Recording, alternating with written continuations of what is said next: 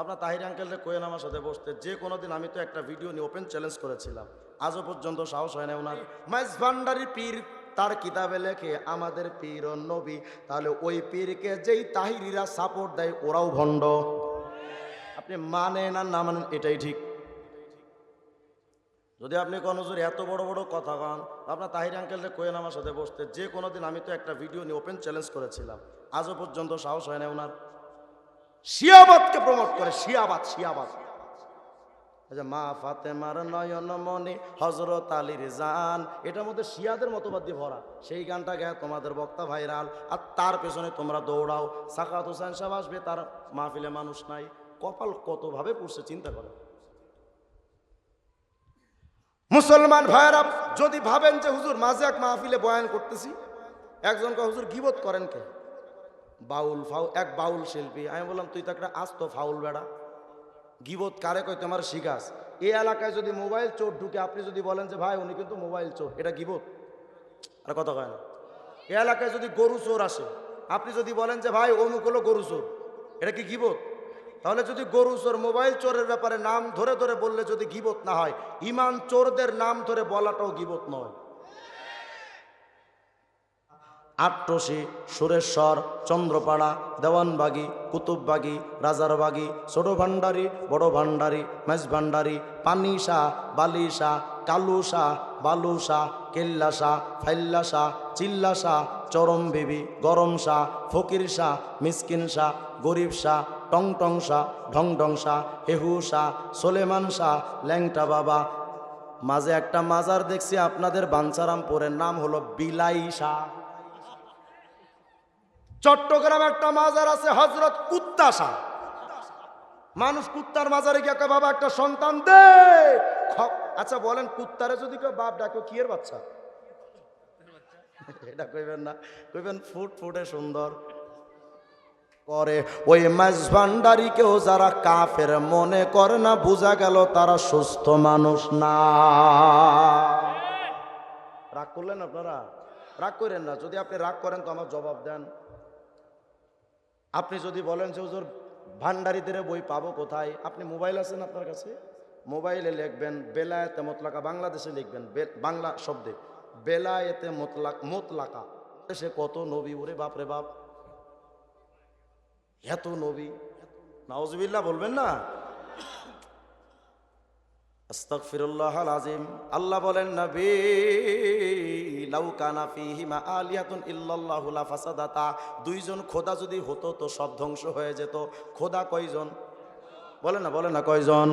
মাঝভান্ডারি আর লালন ফকিররা কয় খোদা হলো পীর, ইনি হলো খোদা। তো যদি পীরই খোদা হয়, বাংলাদেশে যদি 3 লাখ পীর হয়, তাহলে 3 লাখ খোদা। অথচ তার পেছনে দৌড়ান।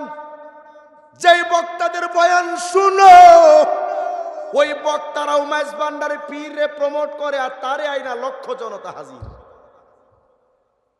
রাগ কইরেন না, যদি মারতে আমারে মনে চায় যাওয়ার পথে মেরেন, আগে কইতে দেন আমারে। মুসলমান ভাইয়েরা, আপনার সাথে আমার ব্যক্তিগত কোনো আক্রোশ নাই, এ কথা স্পষ্ট করে বলি। আমার নবীর পরে যদি জিব্রাইল আমিন আইসাও দাবি করে তিনি নবী, আমরা বলবো ওই জিব্রাইলও মিথ্যাবাদী। এমনকি আমাদের নবীর উম্মত হবেন হযরত ঈসা নবী, উনিও কিন্তু আখিরি নবী না। কথা কয় না? উনি আগের নবী, আসবেন উম্মত হয়ে, নবী হিসেবে না। সুবহানাল্লাহ বলেন না? একজন নবী, সত্য নবী, তিনি আসবেন নবী হয়ে নন, উম্মত হিসেবে। তার মানে আমাদের নবীর সম্মানটা এত বেশি যে আমাদের নবীর পরে কোন নবী আসলেও তিনি নবী হতে পারবে না, তিনি উম্মত হয়ে থাকতে হবে। অথচ আমার নবীর পরে পীর সাহেবরে আপনি নবী বানালাইলেন। এগুলোর পীর নয়, এগুলোর প্রতিদিন 30 বার করে জুতা দিয়া পিটানো দরকার। বেশি দূরে যান কেন? আপনাদের কুমিল্লা এক মাইজ ভান্ডারির মুরিদ আছে, কি এক হিয়া জুড়ি যেন, তার সেরা কয় মুর্শিদ খোদা মুর্শিদ রাসূল,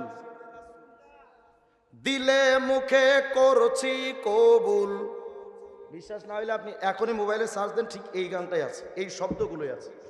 কয় মুর্শিদে খোদা, মুর্শিদ মানে পিসাব, মুর্শিদে খোদা মুর্শিদ রাসূল, দিলে মুখে করছি কবুল, শুনে মোল্লার গোষ্ঠী ফতোয়া দিছে, আমি নাকি কাফের হইয়াছি, আমি আর যাব না মোল্লার কাছে, তওবা করেছি।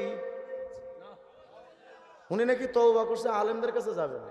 কেন রে ভাই? কয় হুজুর আলেমরা আমারে কাফের কয়। তা আলেমরা তোরে হুদাই কাফের কয়নি, কিয়া কাম করছস? কয় হুজুর আমি গানের মধ্যে কইছি পীরি খোদা পীরি নবী। আমি বললাম তুই পীর রে খোদা বলবি, রসুল বলবি, আলেমরা তোরে কাফের বলবে না? আব্দুল কাদের জিলানী কইবনি?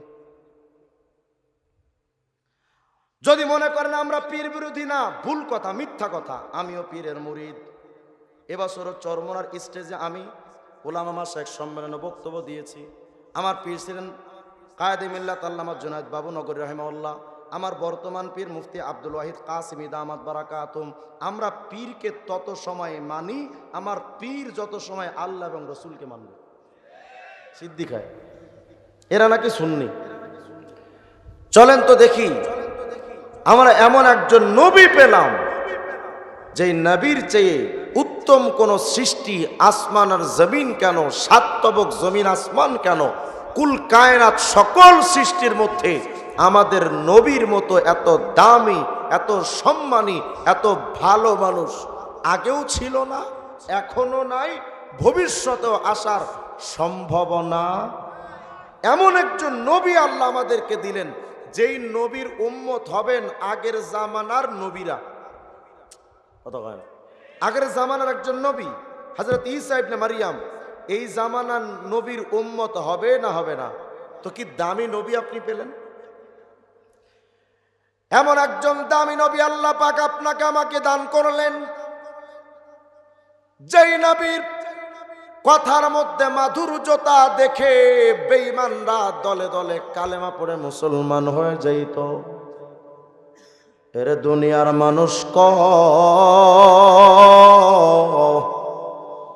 তুমি তো আজকে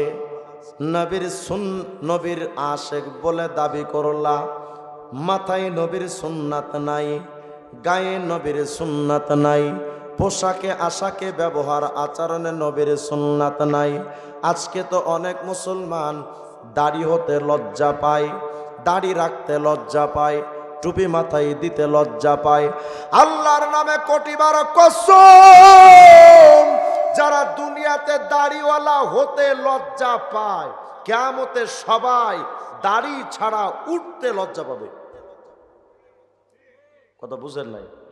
আজকে দুনিয়াতে যারা টুপিওয়ালা হতে বড় শরম পান, আল্লাহর কসম কিয়ামতের ময়দানে প্রতিটা মানুষ টুপির নূর না নিয়া আখেরাতে উঠতে লজ্জা পাবে, যে নবীর সুন্নাত গেল কই, নবীর সুন্নাত ছাড়া কেমনে উঠব। এমন একজন নবী আল্লাহ আপনাকে আমাকে দান করলেন। হযরত জিবরিল বলেন, জানো কাল্লাবতু মাশারিকাল আরদি ওয়া মাগারিবাহা ফালাম আরা আফজালা মিন মুহাম্মদ। এই দুনিয়ার মানুষরে, আমি জিবরিল দুনিয়ার এক প্রান্ত থেকে অপর প্রান্ত পর্যন্ত ঘুরেছি, কিন্তু মুহাম্মদের মতো এত আদর্শবান, এত সম্মানিত, এত শারাফতওয়ালা, এত আজমতওয়ালা, মুহাম্মদের মতো এত গায়রতওয়ালা, ব্যক্তিত্ব সম্পন্ন মানুষ আমি জিবরিলের নজরে পুরা আসমান জমিনের আর কাউকে পাইলাম না। এমন একজন নবী আল্লাহ আপনাকে আমাকে দিলেন, যেই নবীর বংশটা সবার সেরা, যেই নবীর আচরণটা সবার সেরা, যেই নবীর চেহারাটা সবার সেরা। সুবহানাল্লাহ বলেন না। যুবক সমাজ, আজকে তো তোমরা মানো কারে, মেসি আর নেইমারের মতো চুল কাটো, তুমি এমবাপ্পের মতো চুল কাটো, তুমি শাকিব খান সালমান খানের মতো পোশাক পরো, অথচ যদি সৌন্দর্যের কারণে কাউকে মানতে চাও, মুহাম্মদ রাসূলুল্লাহর চাইতে সৌন্দর্যের অধিকারী আসমান জমিনের ভেতরে আর কেউ ছিল? কথা কয় না। যদি যোগ্যতার কারণে কাউকে মানতে চাও, আমার নবীর চাইতে যোগ্যতাওয়ালা সাতবক জমিন আসমানের মধ্যে আর কেউ নাই। নবীর সৌন্দর্যের কথা যদি আপনাদেরকে শোনাতে হয় তো শোনেন। হযরত জাবির ইবনে সামুরা বলেন, রাআইতু রাসূলুল্লাহি সাল্লাল্লাহু আলাইহি ওয়াসাল্লাম ফি লাইলাতি ইযহিয়ান, কোন একটা চাঁদনি রাতে আমি জাবির ইবনে সামুরা একবার তাকাচ্ছিলাম আমার নবী মুহাম্মদ রাসূলুল্লাহর দিকে, ওয়া ইলাল কমার, আর একবার তাকাই আকাশের চাঁদের দিকে। আমি জাবির ইবনে সামুরা বুঝতে চাচ্ছিলাম আকাশের চাঁদ সুন্দর না নবী সুন্দর, চাঁদ সুন্দর না নবী সুন্দর। হযরত জাবির ইবনে সামুরা বলেন, আকাশের চাঁদ আর দুনিয়ার চাঁদ নবী মুহাম্মদের দিকে তাকায়া আমি বুঝতে চাচ্ছিলাম আকাশের চাঁদ সুন্দর নাকি আমার নবী সুন্দর। আমি জাবির ইবনে সামুরা আকাশের চাঁদ আর দুনিয়ার চাঁদ আমার প্রেম সম্রাট মুহাম্মদ আরবির দিকে তাকায়া শেষ পর্যন্ত সিদ্ধান্তে উপনীত হইলাম, ফালাহু ইনদি আহসানু মিনাল কমার, আকাশের চাঁদের চাইতে আমার নবী বেশি সুন্দর।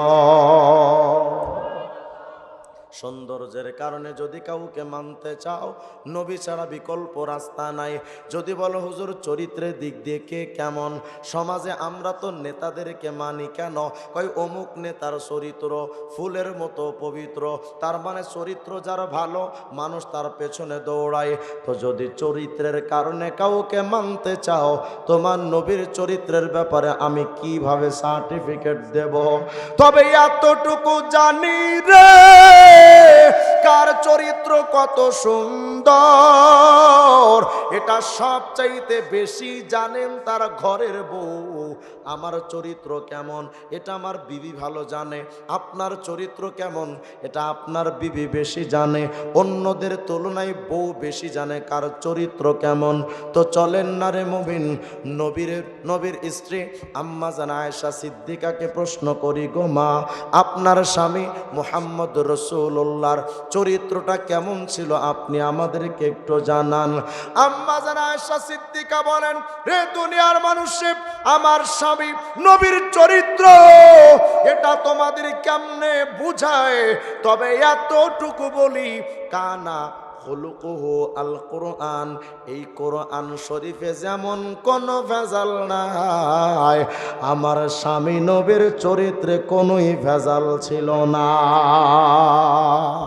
মানে আমার নবীর চরিত্র যদি বুঝতে চাও তো আয়াত খোলো আর বোঝো, ওটাই আমার নবীর চরিত্র।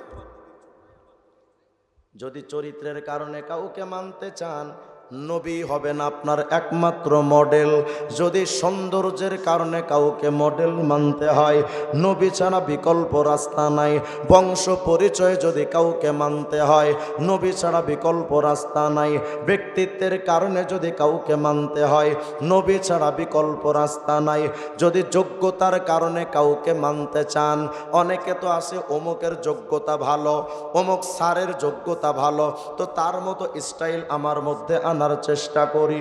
ওরে দুনিয়ার মানুষ শুনো, আমার নবীর চরিত্র, আমার নবীর যোগ্যতা কেমন, আমার নবীর মধ্যে যোগ্যতাটা কেমন।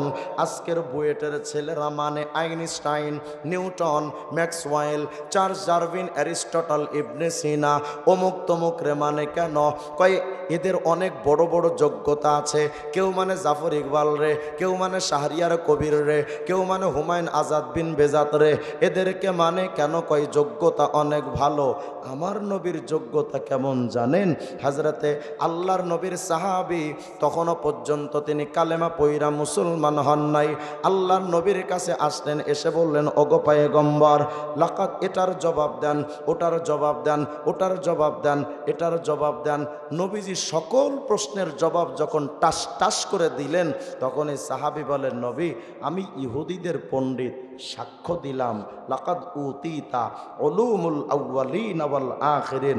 নবী গো, আপনার যোগ্যতা শুধু একটা নয়, আগের পরের সব যোগ্যতা আল্লাহ আপনাকে দিয়েছেন। তাহলে যোগ্যতার কারণে যদি কাউকে মানতে চান, নবী ছাড়া বিকল্প রাস্তা নাই। যদি বিজ্ঞানের কারণে কাউকে মানতে চান, সর্বপ্রথম বিজ্ঞানী মুহাম্মদ রাসূলুল্লাহকে আগে মানা দরকার। বলবেন হুজুরে কি কথা, কারণ নবী কি বিজ্ঞানী ছিলেন নাকি? তো তোমার কাছে জানতে চাই, এই সূর্য কেমনে চলে এটার তথ্য সর্বপ্রথম কে দিয়েছে? মুহাম্মদ রাসূলুল্লাহ দিয়েছেন। মানুষ কেমনে পেটের মধ্যে জন্মগ্রহণ করে এটার তথ্যটা সর্বপ্রথম বিজ্ঞানের আগে কে দিয়েছে? যিনি দিয়েছেন তিনি মুহাম্মদ রাসূলুল্লাহ। বর্তমানের বিজ্ঞান কয় সূর্য নিজের কক্ষপথে চলে, এটা বের করতে বিজ্ঞানের টাইম লাগলো 200 বছর। 1400 বছর আগে আপনার আমার নবী সূরা ইয়াসিনের মধ্যেই জবাব দিয়ে গেলেন, ওয়াশ-শামসু তাজরি লিমুস্তাকাররিন লাহা, সূর্য নিজের কক্ষপথে চলে। যদি বিজ্ঞানের কারণে কাউকে মানতে চান, আমার নবী ছাড়া বিকল্প রাস্তা নাই।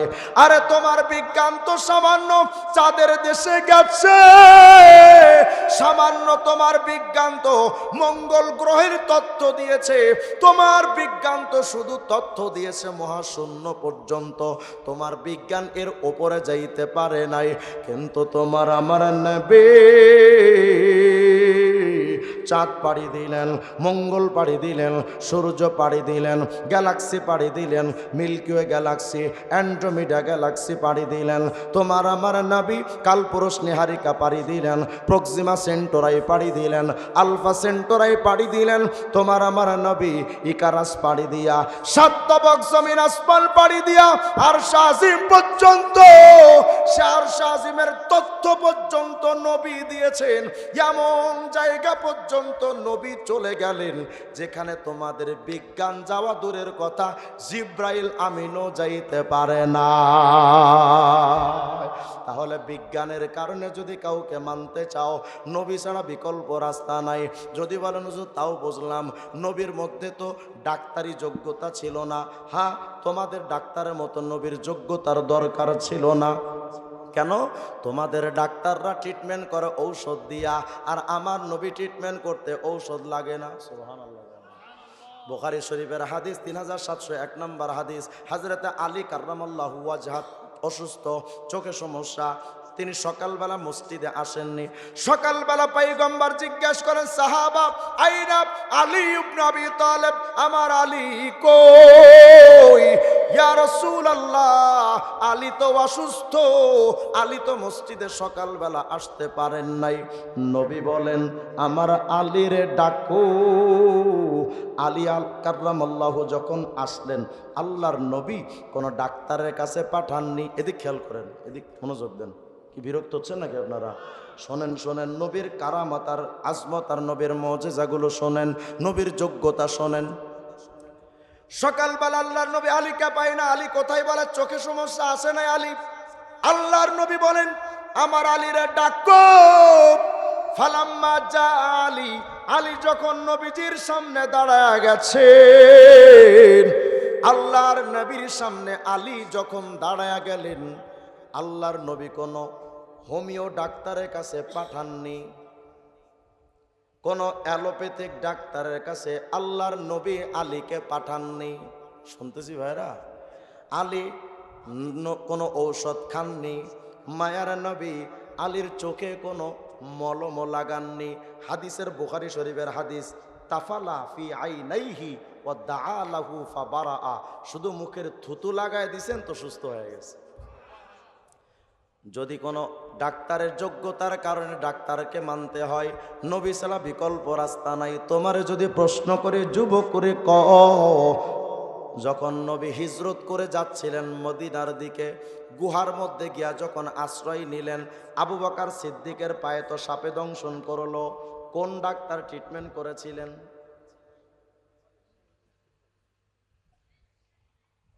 কথা কেন ভাই, কথা কেন, কথা কেন, কথা কেন, আল্লাহর রাস্তা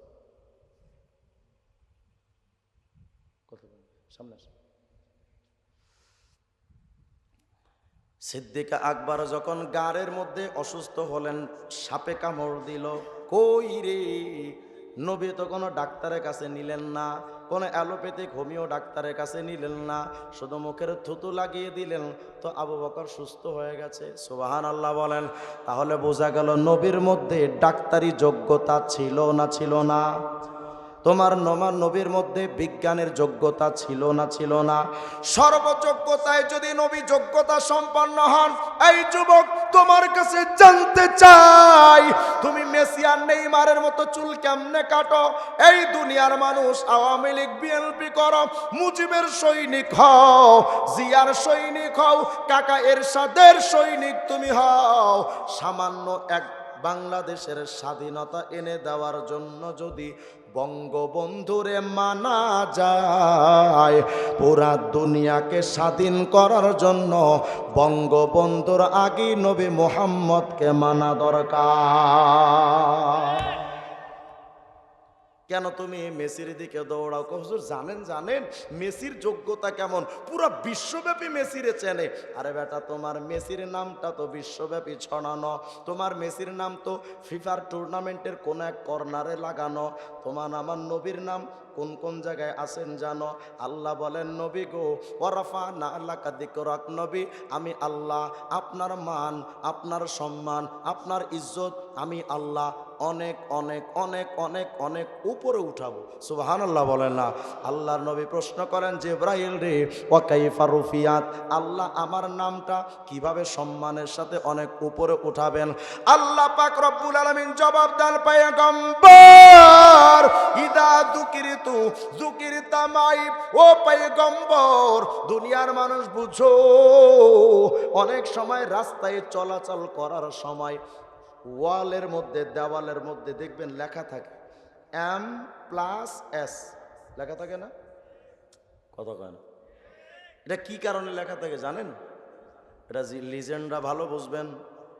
মানে এরা বুঝাতে চায় এম মানে আমার নাম, আর M প্লাসের পরে যে S, এটার অর্থ হলো আমি যাকে ভালোবাসি তার নামের শুরু অক্ষর। কথা কয় না? মানে প্রেমিক তার প্রেমিকার নামটা পাশাপাশি লিখে রাখতে চায়, এজন্য নিজের নামের শুরু অক্ষর দিয়া প্লাস চিহ্ন দিয়া পাশাপাশি প্রেমিকার নামের শুরু অক্ষর দেয়। আল্লাহ পাক বলেন, পয়গম্বর ইদা যুকিরতা মাই, ও নবী দুনিয়ার প্রেম প্রীতির নিয়ম হলো প্রেমিক তার প্রেমিকার নামটা পাশাপাশি রেখা দেয়, আর আমি আল্লাহ নিয়ম করে দিলাম, আমি আল্লাহর নামটা যেখানে যেখানে উচ্চারিত হবে আপনি মুহাম্মদের নামটাও সেখানে সেখানে উচ্চারিত হবে। সুবহানাল্লাহ বলেন। আল্লাহ তার নিজের নামের পাশাপাশি আদমের নামটা রাখেন নাই, ইব্রাহিম পয়গম্বরের নামটা আল্লাহ নিজের নামের পাশে রাখেন নাই, মুসা ঈসার নামটা রাখেন নাই। এর মানে এই নয় যে ওই নবীরা অল্প দামি, এটা বোঝাতে চায় না, বোঝাতে চায় সমস্ত নবীরা সম্মানিত, কিন্তু আমাদের নবীর জন্য আল্লাহর স্পেশাল ভালোবাসা আছে। এজন্য আল্লাহ বলেন, ও পয়গম্বর আমি আল্লাহর নামটা যেখানে যেখানে আপনার নামটা থাকবে সেখানে সেখানে। কোথায় কোথায় আছে দেখেন, জন্ম যখন নিয়েছিলাম আপনি আমি, এক কানে আজান আর এক কানে একামত দিছে না দেয় নাই? ওই আজান একামতের মধ্যে আল্লাহর সাথে নবীর নাম আছে না নাই? আপনি মাহফিলে আসলে আল্লাহর সাথে মুহাম্মদের নামটা আছে না নাই? খানকায় যদি যান ওখানেও দেখবেন আল্লাহর সাথে নবীর নাম। স্কুলে যদি যান অনেক শিক্ষকের মুখে দেখবেন আল্লাহর সাথে নবীর নাম। আপনি বিয়ে শাদী যদি করতে যান, সুন্নাত তরিকায় যখন বিয়ে হবে, সুন্নাত তরিকায় বিয়ের শুরুতে যে খুতবাটা দেওয়া হয় ওই খুতবার মধ্যেও খবর নিয়ে দেখেন আল্লাহর সাথে নবীর নাম। মাদ্রাসায় যাবেন আল্লাহর সাথে নবীর নাম, মসজিদে যাবেন আল্লাহর সাথে নবীর নাম, কোরআন কোরআন শরীফটা যদি খুলো, কোরআন শরীফের ভেতরেও আল্লাহর সাথে নবীর নাম, হাদিসের কিতাব যদি খুলো, ওই কিতাবের মধ্যে আল্লাহর সাথে নবীর নাম। আপনি যদি মসজিদে যান নামাজ আদায়ের জন্য, মসজিদে ঢোকার আগে অজুটা করবেন, অজু করার পরে যখন দোয়াটা পড়বেন, ওই দোয়ার মধ্যেও দেখেন আল্লাহর সাথে নবীর নাম আছে। মসজিদে যখন ঢুকবেন 3টা দোয়া আছে। প্রথম দোয়া, মসজিদে ঢোকার প্রথম দোয়াতে দেখবেন আল্লাহর নাম, দ্বিতীয় দোয়াতে দেখবেন নবী মুহাম্মদের নাম। মসজিদে যখন ঢুকবেন মুয়াজ্জিন আজান দিবে, আল্লাহর সাথে নবীর নাম আছে। ইকামত দিবে, আল্লাহর সাথে নবীর নাম আছে। ইমাম সাহেব যখন নামাজে দাঁড়ায় যাবে আত্তাহিয়াতু পড়বে, ওই আত্তাহিয়াতুর মধ্যেও খবর লন আল্লাহর সাথে নবীর নাম। বলেন তো আছে না নাই? শুধু তাই নয়, এটা শুধু মসজিদ মাদ্রাসায় নয়, নামাজ শেষ করবেন দোয়া করবেন, আপনার দোয়াটা ততক্ষণ পর্যন্ত কবুল হবে না যতক্ষণ পর্যন্ত নবীর নামে দরুদ শরীফ তুমি জবান দিয়া পড়বা না, ততক্ষণ পর্যন্ত কারো দোয়াটা কবুল হয় না। তার মানে তোমার নামাজেও আল্লাহর সাথে নবীর নাম, দোয়ার মধ্যেও আল্লাহর সাথে নবীর নাম। যদি তুমি ইলেকশন করতে যাও, বাংলাদেশে নির্বাচন করার আগে নেতাদের কণ্ঠে ভাসবে দেখবেন আল্লাহ নবীর নামে একটা ভোট চাই, কথা কয় না? তার মানে নেতাদের কণ্ঠ আল্লাহর সাথে নবীর নাম আছে না নাই? আপনি যেখানে যাবেন সেখানে দেখবেন আল্লাহর সাথে নবীর নাম। এভাবে চলতে চলতে যখন মরার সময় আপনার হবে, আপনি বিছানায় পড়ে আছেন, আপনার কালেমার তালকিনটা দেবে, ওই কালেমার তালকিনটার মধ্যেও দেখবেন লা ইলাহা ইল্লাল্লাহ মুহাম্মাদুর রাসূলুল্লাহ, আল্লাহর সাথে নবীর নাম। আপনি যখন মারা গেলেন, আপনার গোসল টোসল দিয়া যখন জানাজায় দাঁড়াবে, 4টা তাকবীরে 3টা দোয়া যখন পড়া হয়, ওই দোয়ার মধ্যেও দেখবেন জানাজার নামাজের মধ্যে প্রথম দোয়াতে আল্লাহর নাম, দ্বিতীয় দোয়াতে দুরূদ শরীফে নবী মুহাম্মদের নাম। আপনার লাশটা নিয়ে যখন কবরে রাখতে গেল, সবাই দেখবেন একটা দোয়া পড়ে বিসমিল্লাহি ওয়া আলা মিল্লাতি রাসূলিল্লাহ। তার মানে কবরে নামানোর সময়ও আল্লাহর সাথে নবীর নাম।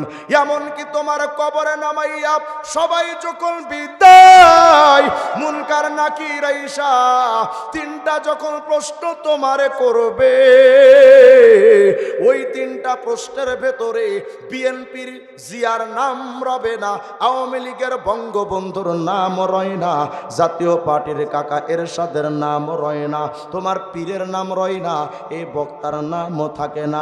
3টা প্রশ্ন থাকবে, এক প্রশ্নে আল্লাহর নাম, আর এক প্রশ্নে নবী মুহাম্মদ রাসূলুল্লাহর নাম। আওয়াজ দিয়া কোন আল্লাহু আকবার। সব জায়গায় তো নবী, কিন্তু মাথায় নবীর সুন্নাত নাই, কত গান গায়ে নবীর সুন্নাত নাই। সব জায়গায় তোমার নবী লাগে, কিন্তু তোমার আমলে নবী লাগে না। তুমি সাবাবাজি কইরা ওয়াজ কইরা খাইতে গেলেও তোমার নবী লাগে, কত কয় না, কিন্তু তোমার আমলে নবী লাগে না।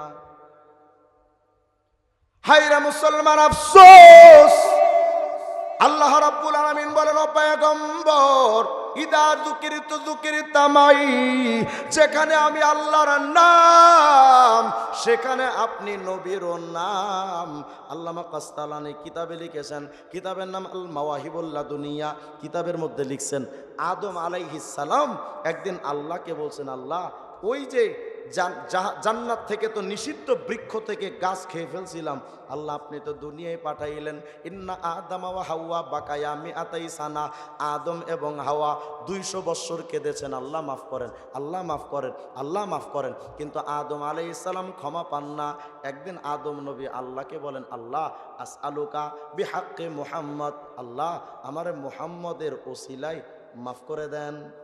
সুবহানাল্লাহ। গায়না আদম আলাইহিস সালাম বলেন, এই হাদিসের সনদ নিয়ে অনেকে প্রশ্ন করলো, কাস্তালানী রাহিমাহুল্লাহ বলেন হাদিসটা সনদ সহিহ। আল্লাহ রাব্বুল আলামিনের পয়গম্বরের নাম নিয়ে আদম পয়গম্বর বলেন, ওগো মায়ার রব, মুহাম্মদের ওসিলায় আমারে মাফ করে দেন। আল্লাহ জিজ্ঞেস করেন, ইয়া আদম ওয়া কাইফা আরাফতা মুহাম্মাদা, কিরে আদম তুমি মুহাম্মদ রে চেনো কেমনে? ওয়ালাম আখলুকুহু আইফিদ দুনিয়া, আমি এখনো তো আল্লাহ মুহাম্মদ রে দুনিয়ায় পাঠাই নাই, তো তুমি মুহাম্মদ রে চেনো কেমনে? আল্লাহর নবী আদম বলেন, আল্লাহ আমি মুহাম্মদ রে তো আজকে চিনি না, এই 10 বছর আগেও চিনি এমন না, 100 বছর আগেও চিনি এমন না। ও কামায়ার রব লাম্মা খলাকতানি বিয়াদিকা, আপনি যখন আপনার কুদরতি হাত দিয়া আমি আদম রে ওই রূহের জগতে বানাইছেন, আল্লাহ আমি আদম ওয়া নাফাখতা ফিয়া মির রূহিকা, আমার ভেতরে যখন আপনি রূহটা দিলেন, জীবনটা যখন ফুঁকে দিলেন, আমি আদম তো দেখতে শিখলাম, চলতে শিখলাম, দৌড়তে শিখলাম, বলতে শিখলাম, হাঁটতে শিখলাম। আল্লাহ আমি আদম যখন তাকাইতে শিখেছিলাম, শুনেন শুনেন, আমি আদম যখন ওই রূহের জগতে তাকাইতে শিখেছিলাম, এই দুনিয়াতে না, সেই রূহের জগতে যখন আপনি আমাকে বানাচ্ছিলেন, আমি যখন তাকাইতে শিখেছিলাম, রফাতু রাসি ওয়াল্লাহ, আমি আদম তখন আমার মাথাটা একটু ওপরের দিকে উঠাইলাম, দেখি না ওপরে কি কি সৃষ্টি আছে আপনার। আল্লাহ আমি তাকায় দেখলাম, আমি আদম দেখলাম বিরাট বড় আরশে আজিম, আপনার কত হাজার কোটি খুঁটি যে আছে তার কোনো হিসাব কিতাব নাই। আল্লাহ আমি আদম তাকায়া দেখেছি, রফাতু রাসি ফারাআইতু কওয়ামি আল আরশ মাকতুবুন আলাইহা লা ইলাহা ইল্লাল্লাহ মুহাম্মাদুর রাসূলুল্লাহ। আমি ওই আরশে আজিমের খুঁটির দিকে তাকায়া দেখি, আরশে আজিমের প্রতিটা খুঁটির ভেতরে এক পাশে আপনি আল্লাহর নাম, আর এক পাশে নবী মুহাম্মাদুর রাসূলুল্লাহর নাম। আল্লাহ বলেন, নবী ইদা যুকিরতু যুকিরতা মাই, ও পয়গম্বর আমি আল্লাহর নাম রবে যেখানে, আপনি নবীর নাম রবে সেখানে। আল্লাহ বলেন, নবী গো জানেন নাকি আলহামদুলিল্লাহি রব্বিল আলামিন, আমি আল্লাহ সমস্ত সৃষ্টির রব, সমস্ত জগতের রব। যত যত শুধু দুনিয়া তো জগৎ এমন নয়, দুনিয়া তো সূর্যের চাইতে 13 লক্ষ গুণ ছোট। আল্লাহর কত বড় বড় যে জগৎ আছে তার কুল কিনারা নাই। আল্লাহ বলেন, নবী গো আমি আল্লাহর যত জগৎ আছে সমস্ত জগতের আমি আল্লাহ রব।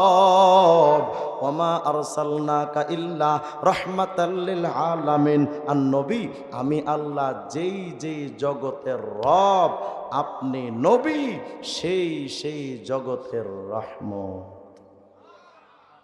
আল্লাহ বলেন, নবী হুয়াল আউয়াল ওয়াল আখির ওয়াজ যাহির ওয়াল বাতিন, ও নবী আমি আল্লাহ প্রথম, আমি আল্লাহ শেষ। একটা নতুন তথ্য দিই আপনাদের, আমরা তো সবাই জানি আমাদের নবী আখিরি নবী, তাই জানি না যে আমাদের নবী শুধু আখিরি নবী? না না, ভুল কথা। আমাদের নবী শুধু আখিরি নবী না। দারুল দেওবন্দের বাণী কাসেম নানুতুবি রহিমাহুল্লাহ কিতাব লিখেছেন তাহযীরুন নাস, বিস্তারিত লম্বা আলোচনা লিখেছেন। তিনি প্রমাণ করেছেন আমাদের নবী শুধু আখিরি নবী না। আল্লাহর নবীর একদিন প্রশ্ন করা হয়, ও পয়গম্বর আপনি কখন থেকে নবী? আমাদের নবী বলেন, এই সাহাবা আনা নবিয়ুন ওয়া আদামু বাইনার রূহি ওয়াল জাসাদ, আদমের যখন রূহ বানানো হচ্ছে, যখন শরীর বানানো হচ্ছে, আর এক কথায় আদমকে যখন বানানো হচ্ছে, আমি মুহাম্মদ তো তখন থেকে নবী। সুবহানাল্লাহ, আসতে বললেন মিয়া। তার মানে আমাদের নবী শুধু আখিরি নবী না, আমাদের নবী শুরুরও নবী। কত গান, সমস্ত নবীর আগে আমাদের নবী, সমস্ত নবীদের পরে আপনার আমার নবী আখিরি নবী। আল্লাহ বুঝান নবী গো হুয়াল আউয়াল ওয়াল আখির, আমি আল্লাহ প্রথম, আমি আল্লাহ শেষ, আমি আল্লাহর আগে কোনো আল্লাহ নাই, আমি আল্লাহর পরে কোনো আল্লাহ নাই। ওগো নবী রে, আমি আল্লাহ আপনাকে এতটাই ভালোবাসি, আপনি নবীর আগেও কোনো নবী নাই, আপনার পরেও কোনো নবী নাই। সুবহানাল্লাহ তো বললেন আখিরি নবী। আফসোস, মাঝভান্ডারি পীর তার কিতাব বেলায়েতে মুতলাকার মধ্যে লিখেছে পীরই খোদা, পীরই নবী। ফকির লালন শাহ তার বইয়ের মধ্যে, আমার কাছে ফকির লালন শাহর 7টা কিতাব আছে, লিখেছে যেহি মুর্শিদ সেই তো রাসূলুল্লাহ, আদতে সেই মূলত আল্লাহ। এ কথা লালন কয় না, কোরআনে কয়, নাউজুবিল্লাহ কয় না। তার মানে লালন ফকির কয় পীরই খোদা, পীরই নবী, পীরই নাকি সব। নাউজুবিল্লাহ আসতে বলেন। এই মুমিন রে, কোন আমাদের নবীর পরে কোন নবী আছে? কথা কয় না। কাদিয়ানি দাবি করেছে সে নাকি নবী। তার কাদিয়ানির আমার কাছে 27টা কিতাব আছে, কাদিয়ানির, ইন্ডিয়া থেকে অর্ডার করে এনেছে। এগুলো খুলে খুলে আলোচনার সুযোগ এই অঞ্চলে নাই, কারণ এই অঞ্চলের মানুষ তো এ সমস্ত আলোচনা নিবে না, এরা নিবে শুধু তাহিরি আঙ্কেল। এই জন্য এদিকে কিতাবাদি আনি নাই। কিতাবের মধ্যে লিখেছে কাদিয়ানি রুহানি খাজানা 19 নম্বর খণ্ডের 61 নম্বর পৃষ্ঠার মধ্যে লিখেছে, মাই খুদা কি আখির নূরু মে সে আখির নূর হ। আল্লাহর যত নবী আছে সমস্ত নবীদের মধ্যে আমি কাদিয়ানি শেষ নবী। আস্তে কন নাউজুবিল্লাহ। এই মুমিন কন আমাদের নবীর পরে আর কোন নবী হতে পারে?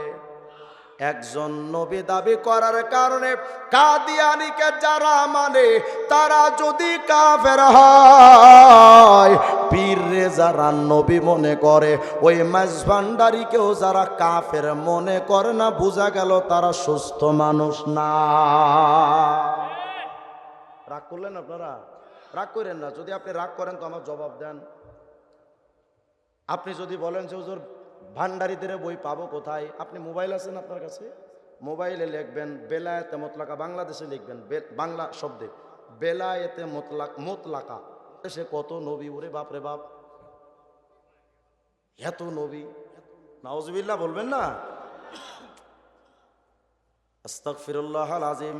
আল্লাহ বলেন নবী লাউ কানা ফীহিমা আলিয়াতুন ইল্লাল্লাহু লা ফাসাদাতা। দুইজন খোদা যদি হতো তো সব ধ্বংস হয়ে যেত। খোদা কয়জন? বলে না কয়জন?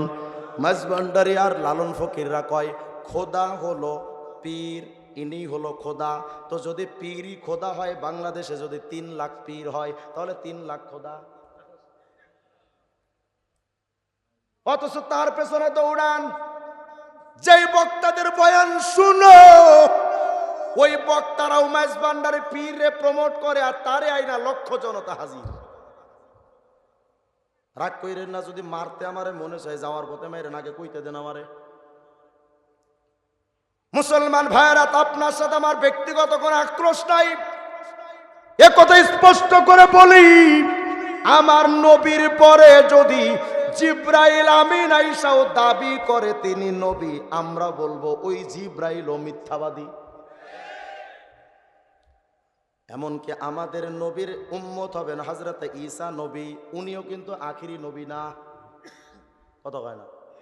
উনি আগের নবী, আসবেন উম্মত হয়ে, নবী হিসেবে না। সুবহানাল্লাহ বলেন না?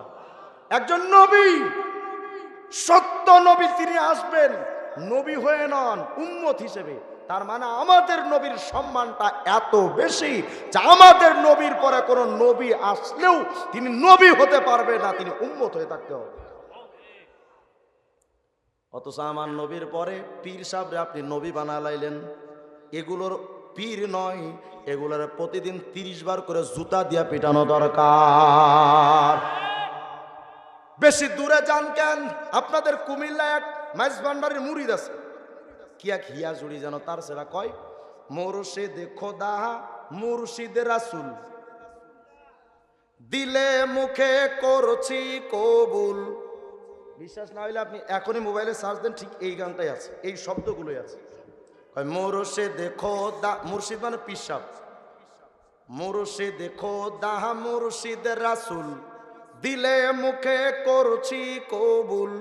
শুনে মোল্লার গোষ্ঠী ফতোয়া দিছে, আমি নাকি কাফের হইয়াছি, আমি আর যাব না মোল্লার কাছে, তওবা করেছি। উনি নাকি তওবা করছে, আলেমদের কাছে যাবে না। কেন রে ভাই? হুজুর আলেমরা আমারে কাফের কয়। তা আলেমরা তোর হুদাই কাফের কয়নি। কিয়া কাম করছস? কয় হুজুর আমি গানের মধ্যে কইছি পীরি খোদা পীরি নবী। আমি বললাম তুই পীর রে খোদা বলবি, রসুল বলবি, আলেমরা তোরে কাফের বলবে না? আব্দুল কাদের জিলানী কইবনি? যদি মনে করেন আমরা পীর বিরোধী, না, ভুল কথা, মিথ্যা কথা। আমিও পীরের মুরিদ। এবছর চরমোনার স্টেজে আমি উলামা মাশায়েখ সম্মেলনে বক্তব্য দিয়েছি। আমার পীর ছিলেন কায়েদে মিল্লাত আল্লামা জুনায়েদ বাবু নগরী রাহিমাহুল্লাহ। আমার বর্তমান পীর মুফতি আব্দুল ওয়াহিদ কাসিমি দামাত বারাকাতুম। আমরা পীরকে তত সময় মানি আমার পীর যত সময় আল্লাহ এবং রসুলকে মানবে। আমার পীর যদি আল্লাহ রসুলকে বাদ দিয়ে শরীয়ত থেকে এক চুল পরিমাণ আমাকে আলাদা হতে বলে, এমন পীরকে আমি মানি না। এখন এই জালেমরা ফতোয়া দেয় কয় আমরা মারেফাত মানি, শরীয়ত মানি না। নাউজুবিল্লাহ কয় না। উলামায়ে কেরাম যারা আছেন এখানে আমার বলেন তো শরীয়ত কাকে? মা মানা শরিয়া। শরীয়ত শব্দের অর্থ কি? শরীয়ত মানে হলো আল্লাহর কোরআনের বিধান। বুঝতেছি আপনারা? বুঝতেছেন তো না কষ্ট হচ্ছে আপনাদের? কোরআন শরীফের টোটাল বিধান শরীয়ত, নবীজির টোটাল বিধান শরীয়ত, সাহাবায়ে কেরামের টোটাল সুন্নাহ শরীয়ত। এই টোটাল সব কিছু মিলিয়ে সুন্নাত। যেমন মনে করেন বাংলাদেশের সকল আইন কানুন লেখা আছে এটার মধ্যে, এটার নাম হলো সংবিধান। এটার নাম কি? সংবিধান। তাহলে বাংলাদেশের চলার সকল আইন যার মধ্যে লেখা ওটার নাম যেমন সংবিধান। একজন মুসলমানের আল্লাহ রসুল সাহাবা থেকে যত বিধান আসবে সকল বিধান যেই বাউন্ডারির মধ্যে থাকে এই বাউন্ডারির নাম শরীয়ত। এখন যদি কোনো ভণ্ডই কয় আমি শরীয়ত মানি না মারেফাত মানি, বলেন ওকে মুসলমান না বেঈমান? মানে যদি কেউ কয় আমি শরীয়ত মানি না, তার মানে সে আল্লাহরও মানে না, রসুলও মানে না, সাহাবিও মানে না। সুস্পষ্ট কথা, যারা আল্লাহ রসুল সাহাবাদেরকে মানে না আমরাও তাদের মুসলমানের বাচ্চা মনে করি না। পাগল মরলে বাতি জ্বলে, মোল্লা মরলে জ্বলে না রে। বুঝেন নাই?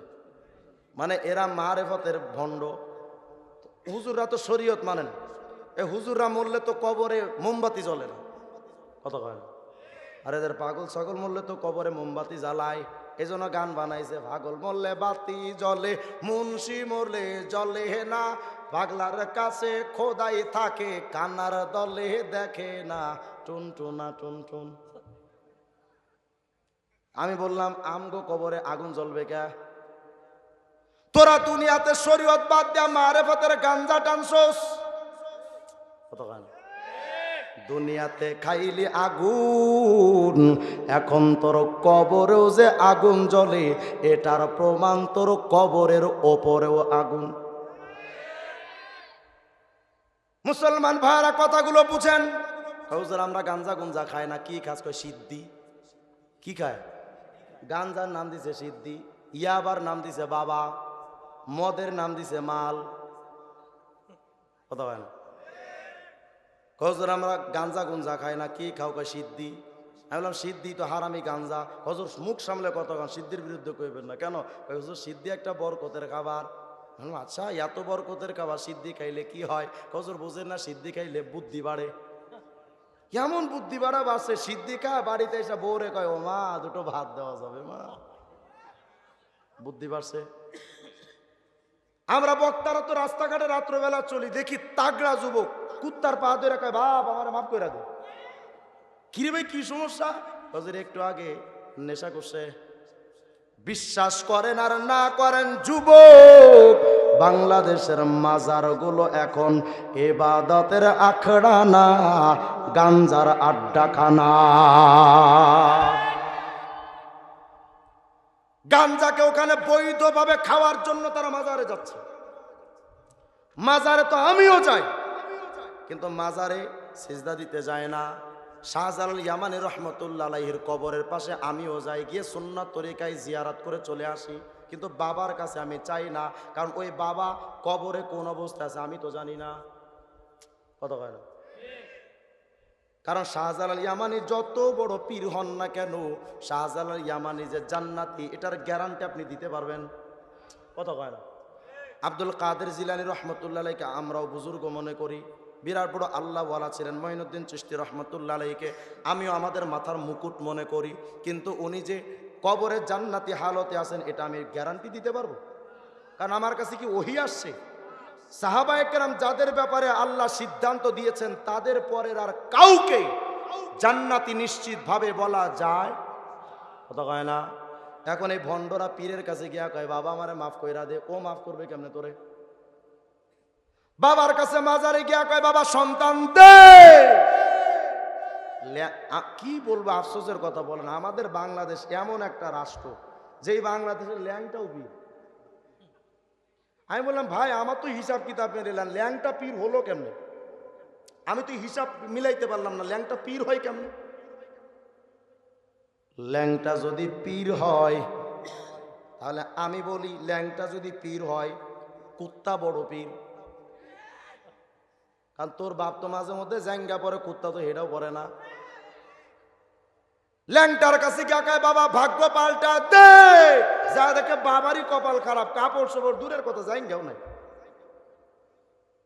বাবার কাছে গিয়া কয় বাবা একটা সন্তান দে, খবর নিয়ে দেখলাম অনেক বাবারই সন্তান নাই। কথা কয় না? আপনাদের এলাকায় বাপের কাছে সন্তান নিতে মহিলারা যায়, এমন মহিলা আছে না নাই? যদি থেকে থাকে তাহলে শোনেন, এই মহিলাও একটা লুচ্চা, ওর পীরও একটা লুচ্চা, ওর স্বামীও একটা লুচ্চা, ওদের 14 গোষ্ঠী লুচ্চা। সন্তান দেওয়ার মালিক কে? বলেন বলেন না কে? বিরক্ত হচ্ছেন মনে আপনারা? না বিরক্ত না, একটু বোঝার চেষ্টা করেন। আমি তো চ্যালেঞ্জ করে বলি সন্তান দেওয়ার মালিক কোন পীর তো দূরের কথা, সন্তান দেওয়ার মালিক কোন নবীও না। যদি বলেন হুজুর গায়ের জোরে কথা কান, না না, আমিও কওমি মাদ্রাসার স্টান করা ছাত্র, আমি মুখস্থ বিদ্যা দিতে আসিনি, পড়ালেখা করেছি সহজ। এই কত কেন? যদি বলেন হুজুর প্রমাণ কি? নবীরা যে সন্তান দিতে পারে না, দু একটা প্রমাণ নেন। ইব্রাহিম আলাইহিস সালামের নাম শোনেন না আপনারা? কথা কয় না? আচ্ছা ইব্রাহিম আলাইহিস সালামের 86 বছর হওয়ার আগ পর্যন্ত কোনো সন্তান ছিল? কেন তিনি নবী না? নবী হয়ে নিজের স্ত্রীর গর্ভে সন্তান দিতে পেরেছেন? অবশেষে ইব্রাহিম পয়গম্বর কি বললেন? রব্বি হাবলি মিনাস সালিহিন। এটা তো আমি রিজওয়ান রফিকের কথা না, সরাসরি কোরআন শরীফের ঘটনা। ইব্রাহিম পয়গম্বর আল্লাহকে কয় ও রব আমার একটা সন্তান দেন। এরপরে আল্লাহ সন্তান দিয়েছেন ইব্রাহিম রে। কোরআন শরীফের আর একটা ঘটনা, জাকারিয়া পয়গম্বরের চুল দাড়ি পেকে গেছে, সন্তান নাই, তিনিও বলেন আল্লাহ আমার একটা সন্তান দেন। তাহলে বোঝা গেল নবীরা নিজেরা নিজেদের স্ত্রীদের গর্ভে সন্তান দেওয়ার যোগ্যতা রাখেন। কথা কয় না? সন্তান দেওয়ার মালিককে। আল্লাহ যদি সন্তান দিতে চান মহিলার গর্ভে এমনি সন্তান আসবে, কোন পুরুষও লাগে না। প্রমাণ ঈসা নবীর মা মারিয়াম। কথা কয় না? আল্লাহ যদি চান বাপও লাগে না, মাও লাগে না, এমনি সন্তান হয় কি? আদম আর হাওয়া। কথা কয় না? আর আল্লাহ যদি না চান হারবাল খাইলেও শিল্পপতির ঘরে পোলাপান হয় না।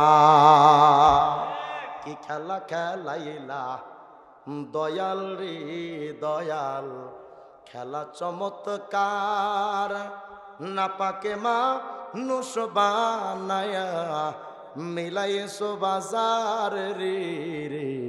কি খেলা খেলাইলা দয়াল রে তুমি, কাউরে দিলা 10টা সন্তান, থাকার জায়গা নাই। রেল স্টেশনে এক ফকির ভিক্ষুক পড়ে থাকে না, 10টা পোলাপান কিন্তু থাকার জায়গাও নাই। কাউরে দিলা 10টা সন্তান, থাকার জায়গা নাই। আবার কাউরে দিলা কোটি টাকা, একটা সন্তান নাই। নির্দোষী রে রাখো দয়াল ভবের জেলখানায়, আবার অপরাধ করিয়া কেহ ঘোরে সর্বদায়। নদীর কোল ভাঙ ও কোল গড়ো, একে তোমার খেলা, সকাল বেলার ধনী ফকির কর সন্ধ্যা বেলা রে, কি খেলা খেলাইলা দয়াল রে, সব কিছু করার মালিককে। নবীরা যেখানে নিজের সন্তান নিজে দিতে পারে না, তোর পীর কেমনে পারে? বোঝা গেল ওটা পীর না, ওটা লুচ্চা। না, ভালো করে শোনেন, যদি কোনো পীর কয় আমি সন্তান দিতে পারি, অথচ সন্তান দেওয়ার ক্ষমতা কোনো মানুষের নাই, এই পীর কথা যদি এই কথা কয় আমি সন্তান দিতে পারি, এর অর্থ হলো এই পীর যত বন্ধা নারী আছে সবার লগে আকাম করার ধান্দা করছে। খবর নিয়ে দেখেন, আপনার ভাবির ইজ্জত খেয়ালাইছে, ও আপনার বউয়ের ইজ্জত নষ্ট করে ফেলছে, ও আপনার এলাকার মহিলাদের ইজ্জত নষ্ট করছে। এজন্য আমি নাম দিয়েছি এগুলা বাস্তবে কোনো পীর না, এটা হলো বাস্তবে জাতীয় পাড়া। কথা হয় না? পাড়া চিনেন না আপনারা? সে পাড়া, এগুলো যুবকরা তোমাদেরকে কই, এমন কথা যদি কোনো পীর কয়, ভূমিকা সারা জুতা পিটা করে পিঠের চামড়া লাল করে দেওয়া দরকার। মুসলমান ভাইরা, পীর কাকে বলেন? আচ্ছা, মুর্শিদ যে বলা হয় পীরকে, মুর্শিদ মানে কি? মুর্শিদ মুশতাক মিনাল এরশাদ, অর্থাৎ যিনি মানুষকে শরীয়তের রাস্তা দেখায়া দেন তিনি হলেন পীর। কথা কয় না? এখন যদি কেউ কয় আমি শরীয়তে মানি না, তাহলে ওটা পীর না ভণ্ড? মুসলমান ভাইরা, এখন তো আপনারা পীরের কাছে যান, কোন পীর? এত বড় প্যাট, মনে হয় যেন পুরো কুমিল্লা জেলাটা দেওয়ানবাগির প্যাটের মধ্যে। শরীরের মধ্যে আর্থিন ফিট করে রাখতো, পায়ের নিচে আর্থিন, বুঝেন না? আর্থিন বুঝেন না? আর্থিন গায়ে হাত দিলে গা ঝিনঝিন ঝিনঝিন করতো। আরে বাপ, বিরাট বড় তাজাল্লিওয়ালা পীর রে, কত প্রকার ভণ্ডামি চিন্তা করছেন। বড় আল্লাহওয়ালা কে? এটার সংজ্ঞা 1400 বছর আগে নবী বলে গেছেন, ইয়া আবা হুরাইরা ইত্তাকিল মাহারিমা তাকুন আবাদান নাস। আবু হুরাইরা, গুনাহ ছেড়ে দাও, তুমি পৃথিবীর সবচেয়ে বড় আল্লাহওয়ালা। সুবহানাল্লাহ কয় না? তার মানে যেই লোকটা বেশি গুনাহ ছাড়বে সে তত বড় পীর। কথা কয় না? আর তোমার পীর নারী নিয়া নাচা নাচি করে, গাঞ্জা খায় পয়রা থাকে, ওটা যদি পীর হয়, শয়তান কোনটা? আমি তো মনে করি এই পীর গুলারে দূরের থেকে শয়তান দেখে আর মুসকি মুসকি হাসে যে তুই আমারও হারায় দিলি। আল্লাহ আমাদেরকে মাফ করেন। বলেন, আমাদের নবীর পরে আর কোন নবী হতে পারে? এজন্য ক্লিয়ার কাট কথা, আট্রসি, সুরেশ্বর, চন্দ্রপাড়া, দেওয়ানবাগি, কুতুববাগি, রাজারবাগি, ছোট ভান্ডারি, বড় ভান্ডারি, মেজ ভান্ডারি, পানিশা, বালিশা, কালুশা, বালুশা, কেল্লাশা, ফাইল্লাশা, চিল্লাশা, চরম বিবি, গরম শাহ, ফকির শাহ, মিসকিন শাহ, গরিব শাহ, টং টং শাহ, ঢং ঢং শাহ, হেহু শাহ, সোলেমান শাহ, ল্যাংটা বাবা। মাঝে একটা মাজার দেখছি আপনাদের বাঞ্ছারামপুরের, নাম হলো বিলাই শাহ। চট্টগ্রাম একটা মাজার আছে হযরত কুত্তা শাহ। মানুষ কুত্তার মাজারে গিয়ে কয় বাবা একটা সন্তান দে। আচ্ছা বলেন, কুত্তারে যদি কেউ বাপ ডাকে, কি এর বাচ্চা? এটা কইবেন না, কইবেন ফুট ফুটে সুন্দর। আর তোমার এলাকার বড় বড় ভাইরাল বক্তারা আইসা বয়ান কইরা মাইজ ভান্ডারিকে সাপোর্ট দিয়া যায়, আর তোমরা জি হুজুর বইলা কবুল করো। মুসলমান নামের কলঙ্ক মে আপনারা। কথা কয় না? সমস্ত প্রকার ভণ্ডামিকে সমাজ থেকে উৎখাত যদি ততদিন করতে না পারবেন, মুসলমান পরিচয় দিয়েন না। তোমার বঙ্গবন্ধুর বিরুদ্ধে কেউ কথা কইলে তুমি সহ্য করতে পারো না, তোমার নবীর বিরুদ্ধে যারা কথা কয়, নবী বলেন আমার পরে কোনো নবী নাই। মাঝভান্ডারি পীর তার কিতাবে লেখে আমাদের পীর ও নবী। তাহলে ওই পীরকে যেই তাহিরিরা সাপোর্ট দেয় ওরাও ভণ্ড। আপনি মানেন আর না মানেন এটাই ঠিক। যদি আপনি কোন হুজুর এত বড় বড় কথা কন, আপনার তাহির আঙ্কেলকে কোয়েন আমার সাথে বসতে। যে কোনো দিন আমি তো একটা ভিডিও নিয়ে ওপেন চ্যালেঞ্জ করেছিলাম, আজও পর্যন্ত সাহস হয় না ওনার। শিয়াবাদকে প্রমোট করে, শিয়াবাদ শিয়াবাদ। মা ফাতেমার নয়ন মনে হযরত আলীর জান, এটার মধ্যে শিয়াদের মতবাদ দিয়ে ভরা। সেই গানটা গায়ে তোমাদের বক্তা ভাইরাল, আর তার পেছনে তোমরা দৌড়াও। সাখাওয়াত হোসেন সাহেব আসবে, তার মাহফিলে মানুষ নাই। কপাল কতভাবে পড়ছে চিন্তা করে। মুসলমান ভাইয়েরা, যদি ভাবেন যে হুজুর মাঝে এক মাহফিলে বয়ান করতেছি, একজনকে হুজুর গীবত করেন কে?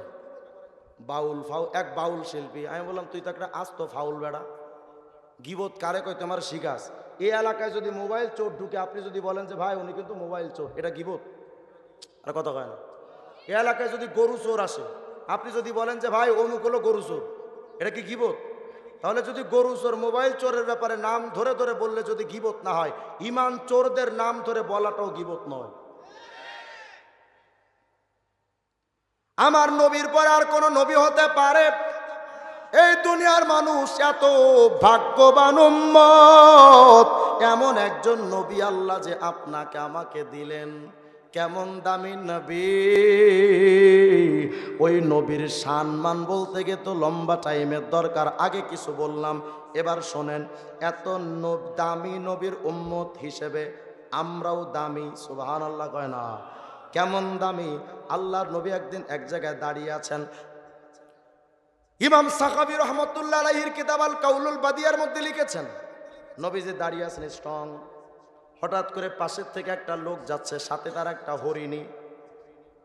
নবীকে দেখে হঠাৎ ওই হরিণীর জবানটা খুলে গেছে। ইমাম সাখাবী অনেক বড় মুহাদ্দিস ছিলেন, তিনি বয়ান করেছেন এটা। নবীকে দেখে হরিণীর জবানটা খুলে গেছে, আর হরিণী ডাক দিয়া বলেন, নবী আপনার কাছে আমি একটা কষ্টের কথা বলতে চাই। হরিণ বলছে, আপনার কাছে একটা কষ্টের কথা বলতে চাই। কি কথা কও? ওগো আল্লাহর পয়গম্বর, আমার সবে মাত্র কিছুদিন আগে আমি জন্ম দিয়েছি বাচ্চা। আমার বাচ্চাগুলো আমার দুধ পান করে।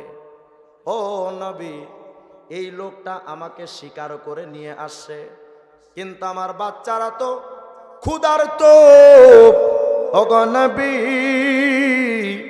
আমার বাচ্চাগুলারে দুধ না পান করাইলে তারা হয়তো মারা যাইতে পারে। নবী গো, এই লোকটার একটু আপনি বলে দেন যেন আমার ছেড়ে দেয়। কথা দিলাম গো। ওগো নবী, আমি ঠিকই আবার আপনার কাছে সময় মতো দুধ পান করায়া চলে আসবো। সুবহানাল্লাহ গণ। আল্লাহর নবী বলেন, ইল্লাম তাউদি, যদি না আসো। ও পয়গম্বর, যদি আপনার কাছে আমি না ফিরে আসি, আমার উপরে ওই অভিশাপ যেন বর্তায়, যেই অভিশাপটা আপনার নাম সই না দরুদ না পড়লে যেমন অভিশাপ আল্লাহর হয়, এমন অভিশাপ যেন আমার উপরেও হয়। সুবহানাল্লাহ না? তার মানে নবীজির নাম শুনে দরুদ শরীফ না পড়লে আল্লাহর পক্ষ থেকে অভিশাপ হয়। বলেন সাল্লাল্লাহু আলাইহি ওয়াসাল্লাম। নবী আমি কথা দিলাম ফিরে আসব। আল্লাহর নবী বলেন, আল্লাহর বান্দা, এই হরিণী কথা দিয়েছে, তারা ছাইড়া দাও। ও ঠিকই আবার সময় মতো তোমার কাছে ফিরে আসবে। আমি আনা জামিনুহা, আমি তার জিম্মাদারি নিলাম। আমি নবী এই হরিণী জিম্মাদারি নিলাম। কেমন রহমতের নবী, যিনি হরিণের কষ্টটাও অনুভব করতেন। ঠিকই সময় মতো হরিণীটা দুধ পান করায় নবীজির কাছে, লোকটার কাছে ফিরে আসছে। ও নবী, আমি আইসা গেছি। সাথে সাথে হযরতে জিবরিল আমিন আসলেন। জিবরাইল আইসা বলেন, ও পয়গম্বর, আল্লাহ পাক আপনার প্রতি সালাম প্রেরণ করেছে, আর আল্লাহ পাক আপনার জানিয়ে দিয়েছেন একটা সুসংবাদ। নবী গো, এই উম্মতগুলোর জন্য আপনার যে মায়া আর কান্নাকাটি করেন, কষ্ট পাচ্ছেন।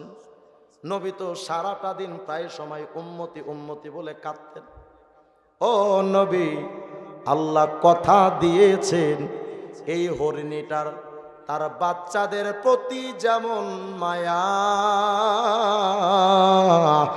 আপনার উম্মতের প্রতি আল্লাহ পাকের মায়া আরো অনেক বেশি। ও পয়গম্বর, এই হরিণীটা যেমন আপনার কাছে আজকে ফিরে আসছে নবী, আল্লাহ ওয়াদা দিয়েছেন আপনার উম্মত, সঠিক উম্মত যারা, তারা গুনার কারণে যদি কিছু সময় জাহান্নামেও যদি যায়, এই হরিণীটা যেমন আপনার কাছে ফিরে আসছে, আল্লাহ তাআলা আপনার সকল উম্মতকে আপনার রহমতের কোলে একদিন না একদিন সবাইরে ফিরায়া দেবে। কেমন দরদি নবী ছিলেন আপনার আমার মুহাম্মদ রাসূলুল্লাহ জানেন। হযরত আম্মা জান আয়েশা সিদ্দিকা বলেন, কুমতু যাতা লাইলাতিন আতলুবুন নাবিয়্যা, কোন একটা রাতের বেলা আমার পাশে আমার নবী ঘুমায়া ছিলেন। খুব মনোযোগ দেন মুমিন। আম্মা জান আয়েশা সিদ্দিকা বলেন, একদিন আমি দেখতেছি আমার পয়গম্বর আমার পাশে ঘুমন্ত ছিলেন। একটু মনোযোগ দেন মুমিন। আল্লাহর নবী আমার পাশে ঘুমায়া কিছুক্ষণ পর হঠাৎ তাকায় দেখি পয়গম্বর আমার পাশে নাই। কোথায় রে? আতলুবুন নাবিয়্যা, খুঁজতে লাগলাম নবী কই। মায়ার নবীরে খুঁজতে লাগলাম, নবী কই। আশপাশের ঘরগুলো খুঁজেছি, নবী নাই। অলি গলি খুঁজেছি, নবী নাই। তালাশ করতে করতে আমি গিয়া দেখলাম আল্লাহর নবী জান্নাতুল বাকির কবরস্থানে কায়েমান ইয়াকুলু ইয়া রাব্বি উম্মতি ওয়া সাজিদান ইয়াকুলু ইয়া রাব্বি উম্মতি। মায়ার নবী জান্নাতুল বাকিতে যায়া, এই গভীর রাত্রে জান্নাতুল বাকির কবরস্থানে যায়া একবার দাঁড়ায়া একবার সেজদায় গিয়া আল্লাহকে কয়, আল্লাহ আমার উম্মতের কি করবা ক,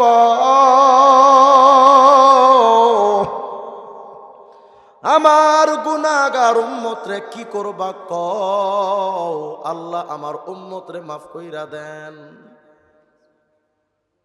আল্লাহর নবী উম্মতি উম্মতি বলে কাঁদেন। আম্মা জান আয়েশা সিদ্দিকা বলেন, নবী রে, আপনার উম্মতের জন্য যে আপনি এত কষ্ট করেন, আনাসিতাল কুরআন আলি আজালি হাদিল উম্মাহ, এই উম্মতের জন্য তো আপনি উম্মতরেও ভুলে গেলেন। মায়ার নবী বলেন, আয়েশা আজকে দুনিয়াতে তো আমি উম্মতি উম্মতি বলে কাঁদি রে।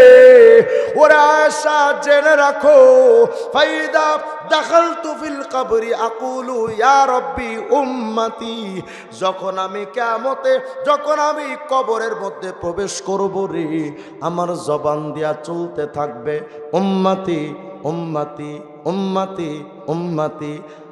হযরত শাহ ওলিউল্লাহ মুহাদ্দিসে দেহলভী তার কিতাবের মধ্যে লিখছেন, আল্লাহ নবী যেদিন ইন্তেকাল করেন, তো নবীজির দেহ মোবারকটা যখন কবরে রাখা হচ্ছে, শুনতেছি ভাইরা, নবীজির দেহ মোবারকটা যখন কবরে রাখা হচ্ছে, যে কয়েকজন সাহাবী কবরে নামছিলেন নবীজির দেহ মোবারক রাখার জন্য, একে একে সবাই তো উঠে গেছেন, কিন্তু সর্বশেষ যেই সাহাবী কবর থেকে উঠবেন, ওই সাহাবী ভাবতেছেন রহমতুল্লিল আলামিন, নবীর চেহারাটা তো আজকের পরে আর আমার দেখার সৌভাগ্য আর হবে না। এই মায়ার নবীর চেহারাটা তো আজকের পরে আর কোনোদিন দেখতে পারবো না। জনমের মতো নবীজির চেহারা মুবারকটা একটু দেখে লই, আজকের পরে তো আর নবীরে দেখতে পারবো না, একটু দেখে লই। ওই সাহাবী বলেন, যখন আমি নবীজির চেহারা মুবারকের দিকে তাকায়া রইলাম, আমি তাকায়া দেখি নবীজির ঠোঁট মুবারকটা এমন ভাবে নড়াচড়া করতেছে। সুবহানাল্লাহ বলেন না, এমন ভাবে নবীর ঠোঁট মোবারকটা কবরে যখন নামিয়েছেন তখন নড়াচড়া করে। ওই সাহাবী বলেন, আমি নবীজির ঠোঁটের সাথে আমার কানটা নবীজির ঠোঁট মোবারকের সাথে লাগাইলাম, দেখি না নবী কি বলেন। ওই সাহাবী বলেন আমি শুনতেছি ফিস ফিস আওয়াজ দিয়া মায়ার নবী বলতেছিলেন আল্লাহুম্মা উম্মতি,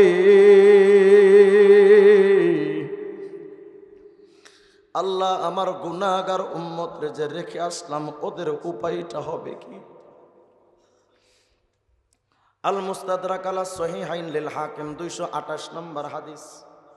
আল্লাহর নবী বলেন লিল আম্বিয়া মানাবিরুম মিন যাহাব, কিয়ামতের ময়দানে সমস্ত নবীদের জন্য এমন কিছু চেয়ার থাকবে, স্বর্ণের চেয়ার। আল্লাহর নবী বলেন ফায়াজলিসুনা আলাইহা, সমস্ত নবীরা তো কিয়ামতের ময়দানে ওই সম্মানের স্বর্ণের চেয়ারে বসে যাবে। ওয়ায়াবকা মিম্বারি লা আজলিসু আলাইহি, সমস্ত নবীরা তো হাসরের ময়দানে ওই চেয়ারে বসা, কিন্তু আমি মুহাম্মদের চেয়ারটা খালি থাকবে রে, আমি আমার ওই চেয়ারের মধ্যে বসবো না।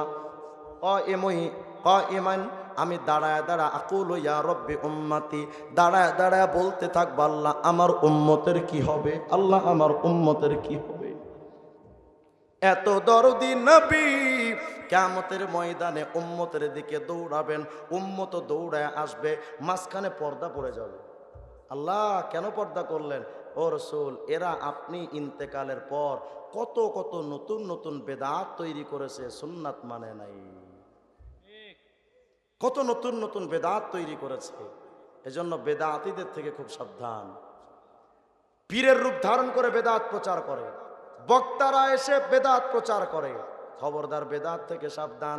আর হযরতে ইবনে আব্বাস বলেন যারা দুনিয়াতে সাহাবীদেরকে মানবা আর নবীর সুন্নাত মানবা, ইয়াউমা তাবিয়াদ্দু উজুহ আহলি সুন্নাতি ওয়াল জামাআ, কিয়ামতের ময়দানে নবীর সুন্নাত পালন করনে ওয়ালাদের চেহারা থেকে, নবীদের চেহারা থেকে যেমন নূর চমকাতে থাকবে, দুনিয়াতে যারা নবীর সুন্নাত মানবা তাদের চেহারা থেকে কিয়ামতে নবীদের মতো নূর চমকাতে থাকবে।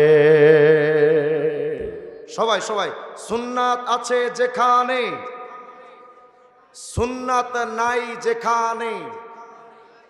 হযরত এত সুন্নাত দরকার কি? শুধু ফরজ হলেই তো হয়। শুধু একটা উদাহরণ দিয়ে শেষ করি। আপনাদের এইদিকে আলু চাষ হয় না? আলু চাষ, আরে কথা কয় না, আলু চাষ। আলু যখন বীজটা লাগায় সপ্তাহ 10 দিন 1 মাস পরে ওখান থেকে গাছ বের হয় না? এই গাছ যদি আপনার বাড়ির আশপাশে ক্ষেত হয় তো চাষি কি করে? এই ক্ষেতের চতুর্পাশে একটা বাউন্ডারি, একটা ঘেরাও দেয় না? কি কয় এটার? বেড়া, বেড়া দেয় না? আচ্ছা, বেড়া দিচ্ছেন মনে করেন আলু খেতে, আপনি হঠাৎ ওখানে কি হিরো আলম আসে, আইসা কয় চাচা আপনি কি করেন? কয় দেখোস না গরু ছাগল আসতে পারে, আমার আলু গাছ খেয়ে যাবে, সর্বনাশ হয়ে যাবে, এই জন্য বেড়া দিচ্ছি, দেখোস না। হিরো আলম কয় চাচা মাথা টাথা ঠিক আছে নি আপনার? কেন?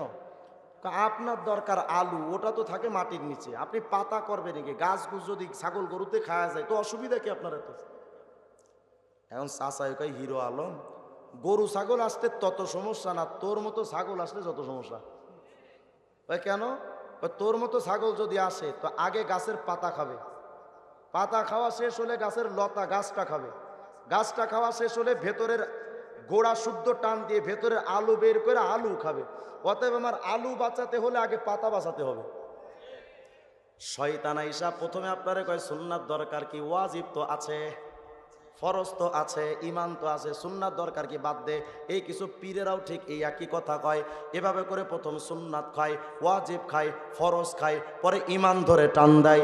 ইমান বাঁচানোর জন্য আগে সুন্নাত বাঁচানো দরকার। আমল করবো ইনশাআল্লাহ। নারায়ে তাকবীর। আমার উস্তাদে মুহতারাম হযরত চলে আসছেন, তিনি কথা বলবেন ইনশাআল্লাহ। সবাই বসে। আসসালামু আলাইকুম।